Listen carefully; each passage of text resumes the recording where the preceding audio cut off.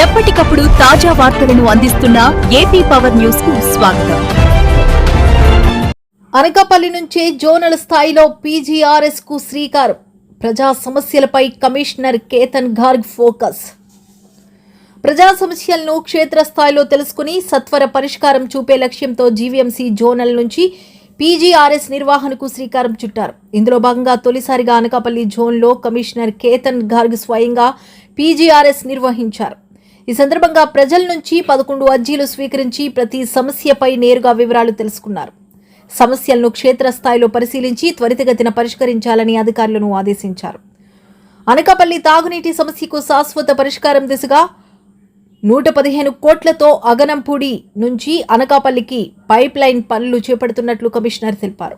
అలాగే ఎస్టీపీ ఏర్పాటు, dumping yard, పారిశుద్ధ్య నిర్వహణపై ప్రత్యేక దృష్టి సారించాలని అధికారులను ఆదేశించారు.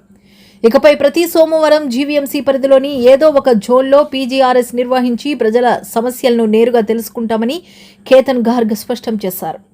వినాయక చవితి సందర్భంగా పర్యావరణ రహితంగా మట్టి గణపతులనే వినియోగించాలని ప్రజలకు పిలుపునిచ్చారు.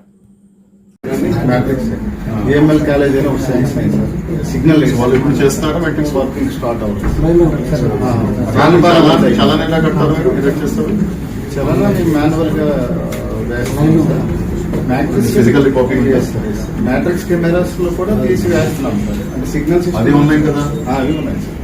అంటే ఎస్పీ గారికి వస్తుందా, అక్కడ వెళ్తుంది స్ట్రీట్ కి. అనకాపల్లి జోన్ కి రావడం జరిగింది. మనకి ఇక్కడ ప్రతి మండే మీకు అందరికీ తెలుసు పబ్లిక్ గ్రీవాన్స్ ఉంటాయి. సో ఈ రోజు డిసెంట్రలైజ్ గ్రీవాన్స్ ప్రోగ్రామ్ లో అనకాపల్లి జోన్ కి రావడం జరిగింది. మార్నింగ్ నుంచి almost 10-11 grievances in person receive చేయడం జరిగింది. అది కాకుండా లాస్ట్ వీక్ కూడా ఉన్న గ్రీవాన్సెస్ ఏవైతే పెండింగ్ ఉన్నాయో 10 గ్రీవాన్సెస్ కూడా రివ్యూ చేయడం జరిగింది. దాంతో రకరకాల గ్రీవాన్సెస్ టౌన్ ప్లానింగ్ సంబంధించి కానీ, ఇంజనీరింగ్ సంబంధించి కానీ, అదేవిధంగా యూసీడీ వెల్ఫేర్ సంబంధించి కానీ, రెవెన్యూ సంబంధించి కానీ అన్ని సెక్షన్స్ తో కూడా తీసుకోవడం జరిగింది. ఇక జోనల్ ఆఫీసర్స్ తో కూడా, జోనల్ హెచ్ఓడీస్ తో కూడా రివ్యూ చేయడం జరుగుతుంది. మెయిన్ ఏంటంటే అనకాపల్లి మనకి నెక్స్ట్ ఇయర్ ఒక 150 years అనకాపల్లి మున్సిపాలిటీ కంప్లీట్ అవుతుంది. ఒక మనకి గొప్ప విషయం. జీవీఎంసీకి ఒక మేజర్ జోన్ అనకాపల్లి. ఇక్కడ కొన్ని క్రానిక్ ఇష్యూస్ కూడా ఉన్నాయి. For example water supply issue కూడా ఒక అబ్జర్వ్ చేయడం జరిగింది. yesterday also I inspected 85 MLD plant in అగ్నంపూడి.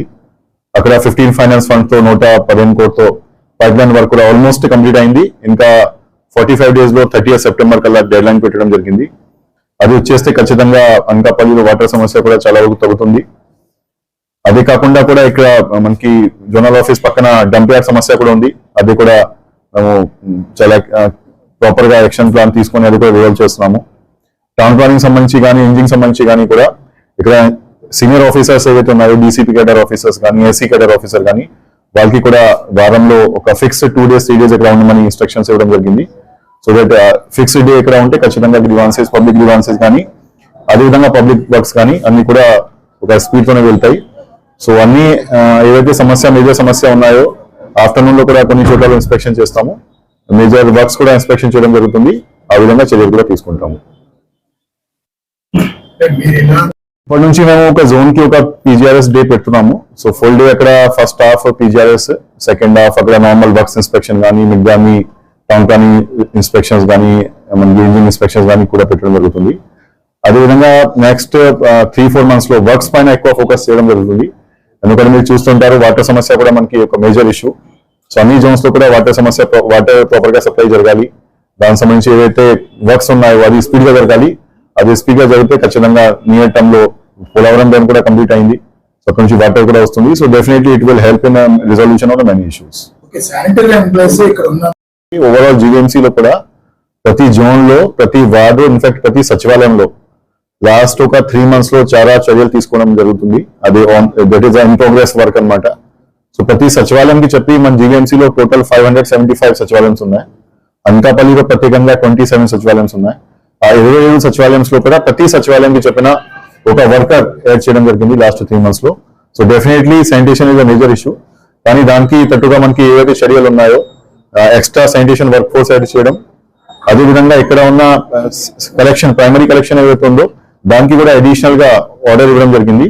Additional గా door to door collection club vehicles కూడా మనకి రావడం జరుగుతుంది. Already we have placed the order. Tender అంతా ఫైనల్ అయింది స్టేట్ లెవెల్లో. So almost 40-45 vehicles GMC add అవుతాయి. అంతపల్లి కూడా ఒక 5 to 7 వెహికల్స్ చేయడం జరుగుతుంది.